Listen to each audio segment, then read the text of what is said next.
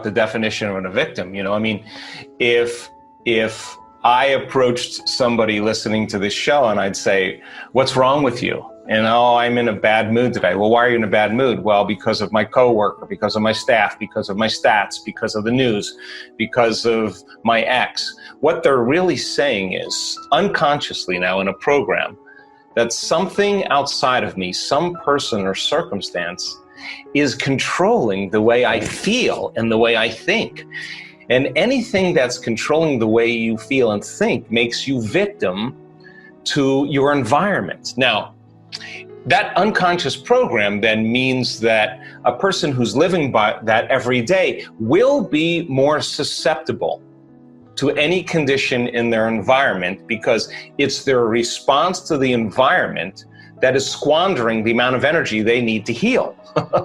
So then in order for them to heal, then they have to turn the battleship around and say, well, wait a second. I could complain, that would be normal and natural. I have 1,000 reasons to be unhappy, but instead of allowing my environment to control how I think and feel, what if how I think and feel can produce an effect in my environment? Now all of a sudden, the game changes, because you are going to inhibit those thoughts, behaviors, and emotions. And in the moment where, whether it's justified or valid or not, for you to be angry, frustrated, fearful, sad, pain, whatever, to no longer allow your environment to control it, and you begin to self-regulate, and that's adaptability. And we teach people that you could actually develop this skill. And when you do it properly, and you get back into that kind of heart and brain coherence, you save yourself from going unconscious for the remainder of the day and running some type of program. So it feels unnatural in the beginning, because basically the hardest part about change is not making the same choice as you did before. And the moment you decide to make a different choice, buckle up, because it's going to feel uncomfortable. It's going to feel unfamiliar. You are going to leave known territory and you're stepping into the unknown. Now, most people, their habituations and their conditioning of remembering something from the past, and that memory is just thoughts of different people and circumstances, of different things at certain times and places, tattooed in the recesses of their gray matter. So the moment they think of their problems, they're thinking in the past. But every one of those past experiences has an emotion associated with it. So they start off in the morning thinking about their problems, and the moment they feel unhappy, now their body's in the past, because thoughts are the language of the brain and feelings are the language of the body. And it's that feeling then that drives their thoughts, that produces more of the feeling, and their state of being is literally in the past. So the moment you decide to make a different choice, you're stepping out of known territory, because that conditioning process is conditioning the body to subconsciously become the mind of that emotion. And now the body's literally in the past. So when you step out into the unknown, and now game is on, because you're going to hear the voices and you're going to hear the chatter and you're going to hear the sub-vocalizations for one reason, because the body emotionally is trying to convince you to think consistent with that emotion. So you make the same choice, you demonstrate the same behavior, you create the same experience to reaffirm that same emotion. Then people say, well, this feels right. No, that feels familiar. Yeah. So going from the old self to the new self, there is a neurological, biological, chemical, hormonal, genetic death of the old self. And crossing that river of change from the old self to the new self is what we admire about great people, whether it's Michael Jordan or William Wallace or Mahatma Gandhi or D.D. Palmer. I mean, they just took a chance in possibility. Some people would rather cling to suffering and to unhappiness than to take a chance in the unknown. So then stress then becomes the one thing that people rely on in their outer environment for an arousal. And the arousal of fear, the arousal of aggression, the arousal of anger, the arousal of pain is really taking the body's energy and mobilizing it for some threat in the outer environment, real or imagined. Well, short term, no problem there. But if you turn on the stress response and you can't turn it off, now you're headed for a disease. That's right. Because no organism can live in emergency mode for that extended period of time. So what's the side effect? From a neurological standpoint, you are going to see a lot of incoherence in the thinking neocortex. In fact, the arousal causes a person to try to predict the future based on the past. So now they're overly analytical. And our research shows when you get overly analytical, 100% of the time, you're going to make your brain worse, without a doubt. Wow. You're going to drive it further into those elevated high beta states. Same thing happens. You're sitting in traffic and you're frustrated, you're impatient, you can't run, you can't fight, you can't hide. So in a sense, biologically, you're stepping on the gas and the brake. But what happens to the heart during the sympathetic response? It's beating, but now you're not using that energy.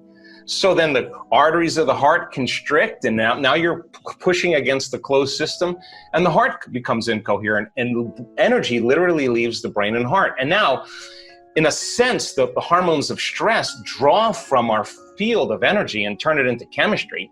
We become more matter, less energy, more particle, less wave, and now we feel separate from everyone and everything because those chemicals heighten the senses to narrow our focus on everything material. We become materialists. So then there's no time to dream in survival. Why would you dream? It's not a time to dream. It's not a time to create. So people spend 70+% of their time living in this aroused state. And so they don't believe in a new future because if they can't see it, smell it, taste it, hear it, feel it, it doesn't exist. So then suppressed neocortical function, consciousness drops right out of the thinking neocortex. And the act of slowing down your brain waves all of a sudden causes different compartments of your brain that were incoherent because the hormones of stress are saying, what about this, what about that, what about this person, what about that appointment?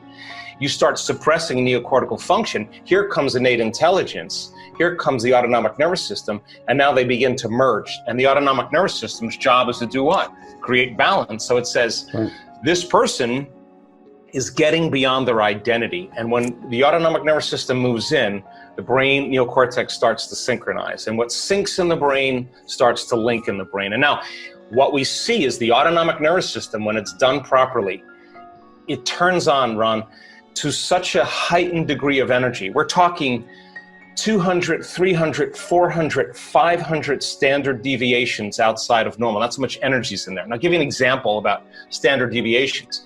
If we took everybody who's listening to this call and we measured their eyesight as an example, you would see that Z curve exactly the same. No matter what we measured, where intelligence, eyesight, height, weight, you'd see the same curve. And that big part of the curve, if you draw a line right down the middle, that's normal. That makes up about 68% of the population. A little better eyesight, a little worse eyesight, but it's kind of normal. Then the curve drops down and you have about 12% here, 12% here, a little better eyesight, a little worse eyesight. Then it gets down to the bottom. And you got 2% really great eyesight, 2% really poor eyesight. That makes up 99.7% of the population. Is either 3 standard deviations above normal or 3 standard deviations below normal, no matter what we measure. Now, we're getting brainwave patterns with energy in an aroused state of gamma. That's 200, 300, 400, 500 times outside of normal. Now, when neuroscientists and researchers look at this, and it's all autonomic nervous system. So now the autonomic nervous system's processing a very coherent, very orderly, very high frequency, and the autonomic nervous system controls and coordinates all those systems. So the person, all of a sudden, the arousal that they're feeling is an arousal of ecstasy. It's an arousal of bliss.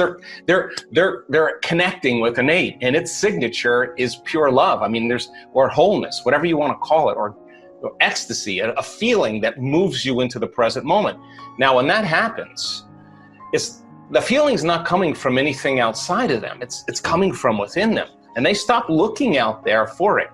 And they start realizing that innate intelligence is real within them. So then when they start becoming conscious and interfacing with it, the side effect of that, many times, is an instantaneous biological upgrade. The person all of a sudden, why? Because that orderly signal, coherent signal that's being sent to every single cell in the body is jiggling the cell with energy, and the cell begins to emit more light and information. And now all of a sudden, the body begins to produce a field. And according to the quantum model of reality, all disease is a lowering of frequency. You're becoming more matter, less energy. So now here we go. There's an upgrade energetically that happens in real time. And so the person comes back and says, I don't know what that was, but let me tell you something, it was more real than the betrayal I had 6 years ago, or more real than the trauma I had when I was 9. This is a moment where they're having a very, very profound removal of the past biologically. So then the organism is always looking in the external environment to determine what's going to be a threat, always concerned about its body and how it has to take care of it, and it's always concerned about time. How much time do I have to get there? The body, the environment, and time. Now, when you and I live by the hormones of stress, the very fact that we're releasing all these chemicals, by paying all of our attention on the external environment, we focus on objects and things, and we believe that the outer world is more real than the inner world. And this is where we start to feel separation. Now, why do we feel separation? Because the hormones of stress cause us to begin to really begin to understand or perceive reality as a materialist, defining reality with our senses. So the atom is 99.9999999% nothing. It's energy, it's emptiness, it's open space. It's 0.0000001% particle. And when we're living by the hormones of stress, we're focusing on the particle instead of on possibility. And this is where we get in trouble, because when we get to this point and we experience that level of separation, we always try to force and control outcomes in our life because we are matter trying to change matter. In other words, when we live by the hormones of stress, we feel more like matter and less like energy because we are fundamentally functioning as a particle instead of possibility. So then people then begin to use what they know in terms of their limited resources to get what they want. They compete, they manipulate, they lie, they cheat, they steal, they do what they can to try to get ahead in their life because for the most part, they don't know that there's any other way to do it. They're functioning from a primitive nervous system. But when people begin to get beyond themselves, and we've studied the brains in the workshops that we've done, and you and I are absolutely at our best when we get beyond ourselves. The moment you become nobody, no one, no thing, nowhere, in no time, the moment you and I become pure consciousness, the moment we get beyond our identities, our bodies, our faces, our culture, our gender, our hairstyles, our wardrobes, we get beyond the things we own, the people we know, the places we lived, we get beyond our pain, our emotions, our habits. That's the moment no longer trying to predict the familiar future based on the memory of the past. That's the moment we become pure consciousness. In other words, we become thought alone. And that's the moment the body is literally releasing energy. And we go from particle to wave, from matter to energy. And the side effect of that is our heart begins to open. The brain gets very coherent. The heart begins to work with the brain. We broadcast a whole new electromagnetic signature. And instead of trying to predict the worst case scenario and get ready for it, we trust in the unknown. We trust in possibility. We begin to lay down the very thing we used our whole life to get what we want for something greater to occur. And so it's a skill, and you can teach people how to do this. And when people stop living by those limited emotions and they start opening their heart, they feel connected to something greater. And the moment they feel connected to something greater, they're no longer trying to force or control the outcome. They're getting out of the way and allowing the universe to organize it in a way that's just right for them. So the problem, I think, for most of us, me included, to answer your question, is that you and I and most people in our lives, we wait for our life to get so unbearable that crisis or trauma or disease or diagnosis or loss, something has to bring us to this lowest denominator in order for us to want to change. And this is a beautiful time in history, Panache, because people are beginning to realize that they don't have to wait for that. They can learn and change in a state of pain and suffering, or they can learn and change in a state of joy or inspiration. So, is there a connection between our authentic self and the soul, and how do we get there? Well, I think for most of us then, we begin to, we're young and we have a lot of confusing things that happen to us in our life, and when we're young, most of our attention is on our inner world. And as we begin to grow up and we meet friends and we move to different places and we own different things, we become very consumed with the external environment.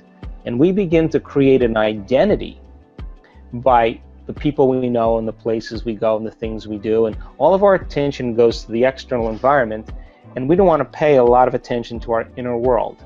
So that works probably for the first 35 or 40 years of our life. And then after you experience everything that life has to offer, all of a sudden nothing's making that feeling go away. And this is the moment the soul begins to wake us up and say, pay attention, because nothing is making that feeling change. So in other words, when you can predict the feeling of everything that's going on in your life, and nothing new is happening, all of a sudden you're left with those feelings from very early on, whether it's emptiness or unworthiness or insecurity.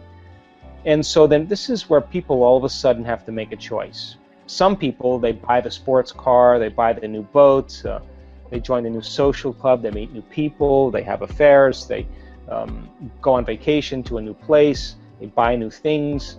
But when the novelty of all of those events wear off, here comes that feeling again.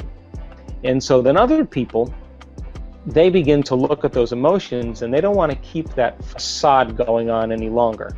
In other words, this is how we appear to the world. This is the facade, this is the identity, this is the image.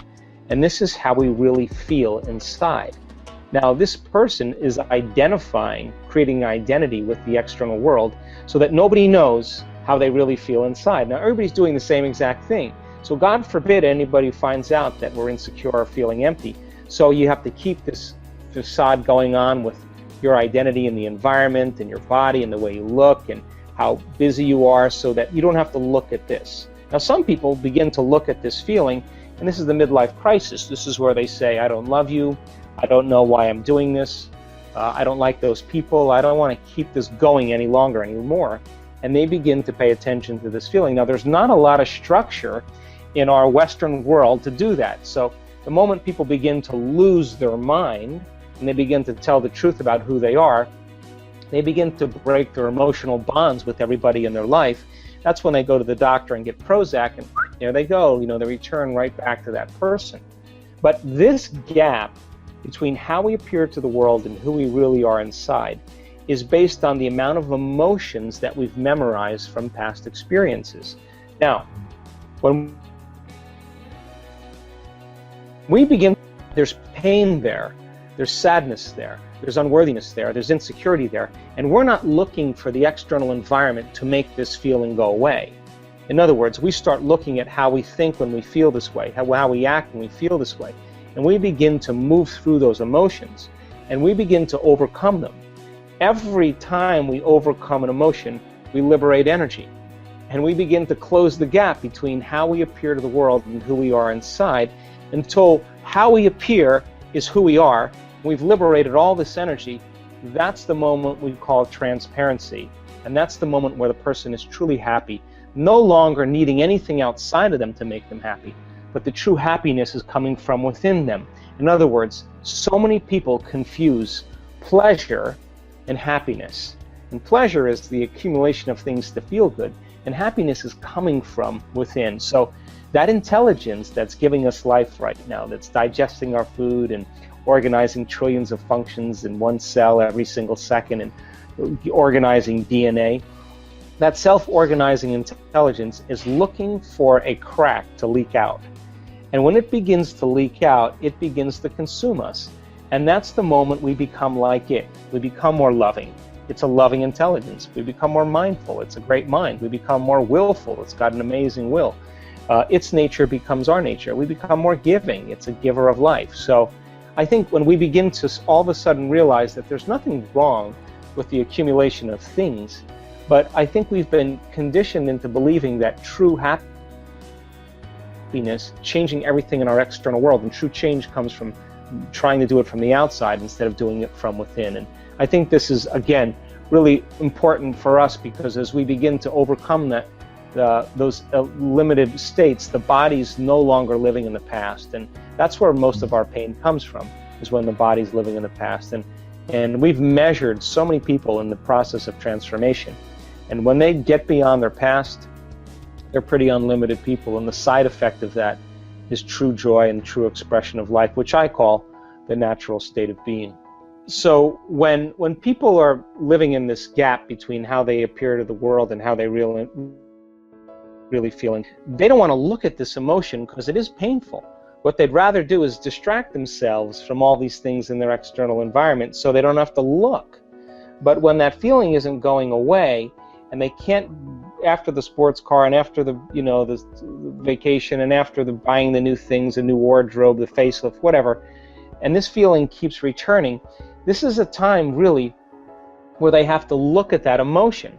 And they have to, as you said, you have to be in the presence of that emotion and ask some fundamental questions. Are these emotions driving my thoughts? How do I think when I feel this way?